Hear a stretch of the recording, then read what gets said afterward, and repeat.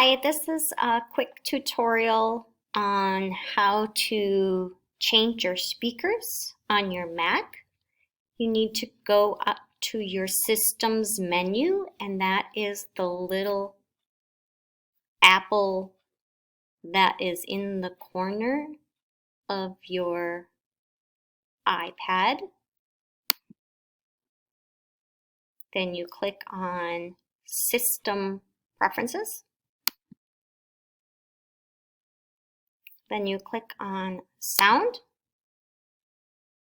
And for Google Meet class, you want to use your internal speakers.